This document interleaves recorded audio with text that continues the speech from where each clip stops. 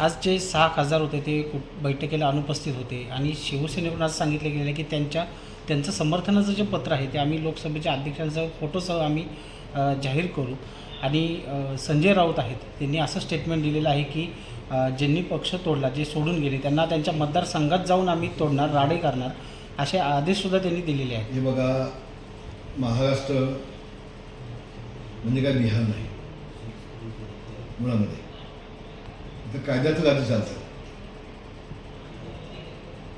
आतापर्यंत संजय राऊत साहेबांच्या अंगावरती किती केसेस आहेत, किती लोकांनी त्यांनी हातपाय तोडले, किती लोकांनी मर्डर केल्या, किती लोकांनी खून केले. आता जेलमध्ये जे गेले होते ते प्रॉपर्टीसाठी गेले होते. तो काही विषय बाकीचा कुठं नव्हता. लक्षात घ्या.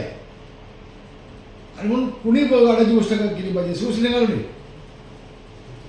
अहो, शिवसेना वाढवणार आम्ही नाही बसलोय ना. 40 केस घेणार आम्ही बसलोय इथं. 10 वेळा जेल बघणार आम्ही बसलोय इथं. आम्ही बसलोय ना. ही भाषा कोणाला तुम्हाला शोभते का? काल देखील राऊतसाहेबांनी शिवीगाळ केली.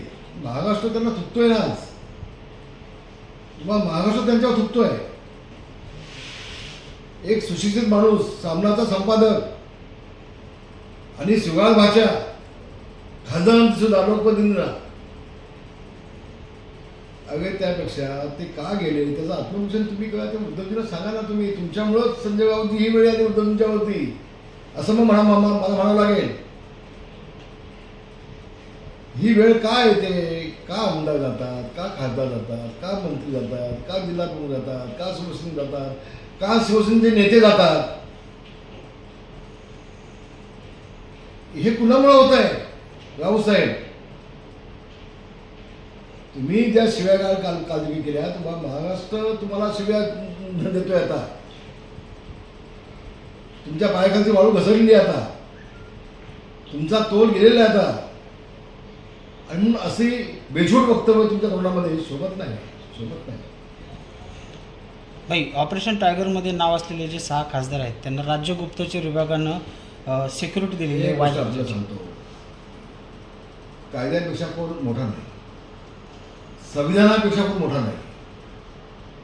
संविधानाने जे आम्हाला 2/3चा अधिकार दिलेला आहे ते 9 पैकी 6ला ज्या वेळेला लोकसभेच्या माध्यमातून, सभापतींच्या माध्यमातून, अध्यक्षांच्या माध्यमातून त्यावेळेला त्या वेगळं गट करण्यासाठी मंजुरी मिळते, त्यावेळेला तुमच्या मिटिंगमध्ये येण्याचा प्रश्न उद्भवत नाही. कुठे कुठच्या कागदाचा कुठला प्रश्न येत नाही. तुम्ही महाराष्ट्राच्या आणि देशाच्या जनतेची दिशाभूल होत आहे. म्हणजे तुम्हाला साधं संविधान माहिती नाही, तुम्हाला साधं नियम माहीत नाही. असे येड्या दोन तुमच्या असल्यामुळं तुमची अवस्था झालेली आहे. आणि एकदा वेगळा गट केल्यानंतर त्यांचा निर्णय आहे कुठं जायचं, ते कुठल्या पक्षात जायचं ते घेतील.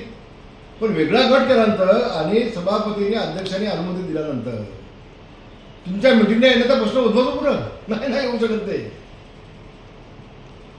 म्हणजे एवढी साधी गोष्ट जर तुम्हाला कळत नसेल, तुम्ही राजकारणामध्ये कसलं करताय राजकारण? तुम्ही उद्धवजींना एवढंच माझी हात जोडून विनंती आहे. उद्धवजी, मराठी माणसाची शिवसेना संपत आहे. शिवसेना तुमची एकट्याची नव्हती. उद्धवजी, शिवसेना तुमची आणि आदित्य ठाकरेची एकट्याची दोघांची नव्हती. शिवसेना महाराष्ट्रातल्या लाखो सैनिकांनी रक्तपात केलेला आहे, त्यांचा आणलं आहे, खून झालेले आहे, रक्त सांडलेलं आहे, जेल भोगलेलं आहे. त्यांचं जेलमध्ये अख्खं आयुष्य केलेलं आहे, जन्मठेप झालेली आहे. त्या सगळ्यांची शिवसेना तुमची नाही. शिवसेना तुम्ही बाळगलं नाही शिवसेनेचे. आणि बाळासाहेबांनी प्रत्येक पाळलं.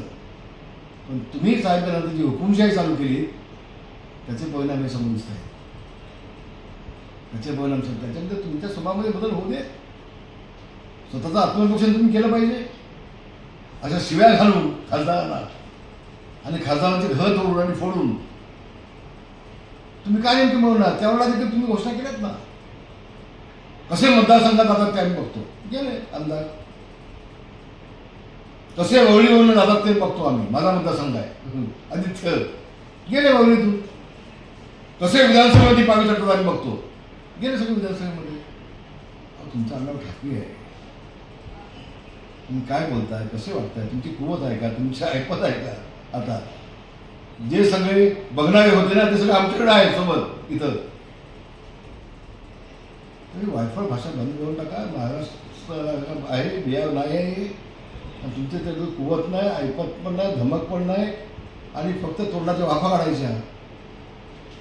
लोकशाही आहे असा प्रयत्न केला तर कायद्याचा दंडुका असा बसेल ना, पुन्हा आतमध्ये जाऊन बसा, पुन्हा आतमध्ये बसा. धन्यवाद. जय हिंद, जय महाराष्ट्र.